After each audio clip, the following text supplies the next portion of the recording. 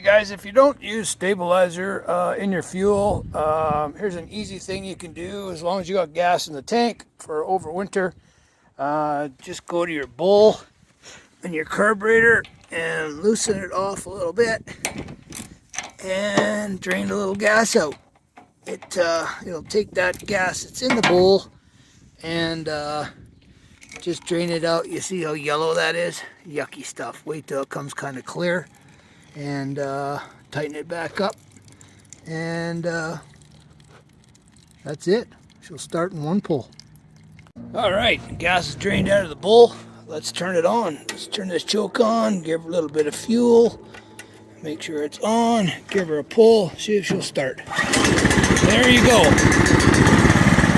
One pull start after you get that old gas out of the bowl, and she'll start up. We're going to heat her up now so we can change the oil. Alright guys, we're going to change the oil on this Briggs & Stratton that's on my power rake. Now what I do is I put it all the way back so it's on an angle, and then I start sucking out of this with that. Alright, when that gets down, then I take that plug out and get all the oil that's drained down to the back side of the pan, and I suck that out too, and then we'll go from there.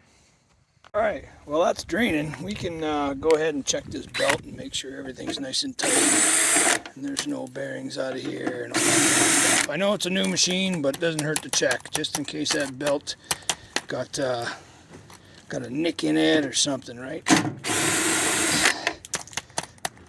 Come on, get out of there. All right. So as you can see, you got that right. You just want to check that belt, make sure these bearings are tight and nothing's loose there. That cable looks good there. All right, put the lid back on. We'll continue on. Okay guys, I'm going to fill this with oil now. Here's an FYI thing too. As soon as this thing is done draining oil, you add oil right away.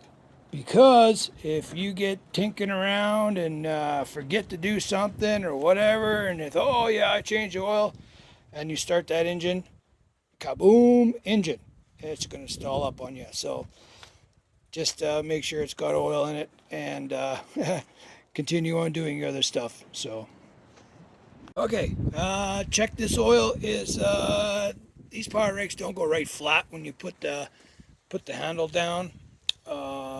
So if you need to, just prop these up a little bit on maybe a 1/2 inch board or something. What I do is when I check it, I just pull this dipstick and make sure it's not all the way to the top. Like that. Now you see the oil in there? That's a little bit too much oil.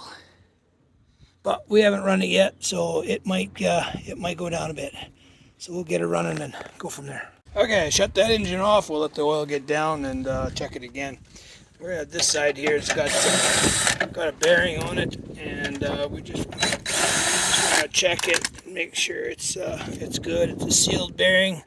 There's a grease zerk down the bottom, which we'll do, and on the other side, same thing. So we'll give her a squirt.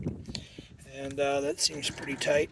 Just make sure these bearings on these tires aren't too bad. They usually last quite a while. And like I said in my previous videos, my stuff does not get wet. If it's raining, it goes in. If it's, and I don't wash it off because these bearings will end up rusting and falling right apart.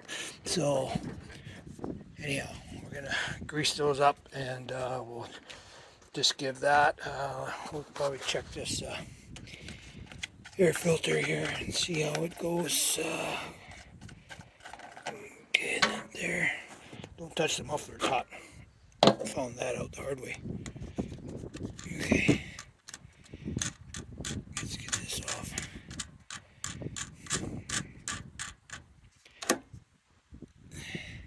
It seems pretty good. I know I cleaned it last fall or last summer before I put everything away, so I don't think it needs a lot of work. may have not done it. Yeah, so now what you want to do is you want to take this outside filament off. Let me do that for a second. And then now you can see that the filter's pretty clean, right? And this is not too bad. I can be blowing out first. And that's the outside catcher. So we'll blow that out, stick her back on. Other than that, it's pretty good. When you get dusty springs, those get nasty. You gotta clean them sometimes twice a day in the spring. And spring cleanup.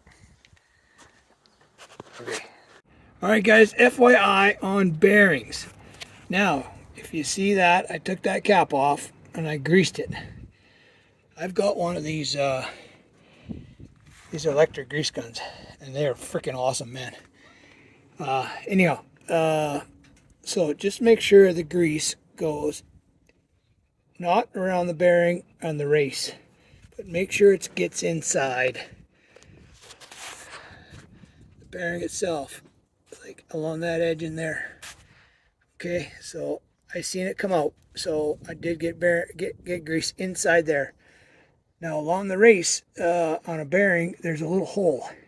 Now if that hole is not lined up with that grease zerk, it's really hard to get grease inside the bearing. So just make sure that I know it's hard to do, but if you got it home brand new and you greased this and no grease got into that bearing, into the rollers, and just came out the race side, you're not getting and that you'll end up blowing that bearing out eventually, because this is always in the dirt, right? So just make sure it's getting grease into the bearings, and the other side same thing. So yeah, good tip.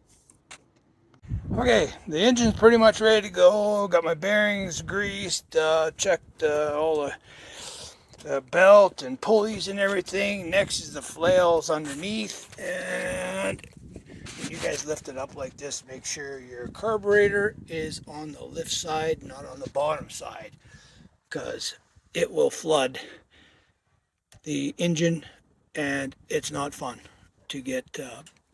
You gotta pull the plug and everything. So yeah, FYI on carbureted engines, make sure you flip it on the upside, not the downside. All right, let's go check these flails and see how they are. It's a pretty new machine, so I don't really have to worry about it. But what happens is these will wear on the one side. You can probably get about 3-4 years, depends how much power raking you do. But all you have to do is if they're wore too much on this side, then just flip them around. So just take these off, take these all out, take this all apart, and flip these around the other way, and you got another 3 years or so out of them.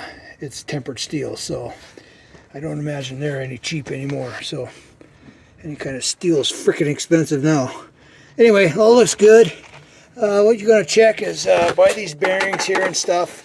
You might get twine and stuff built up in here. You have to pull that twine out, or string or anything like that.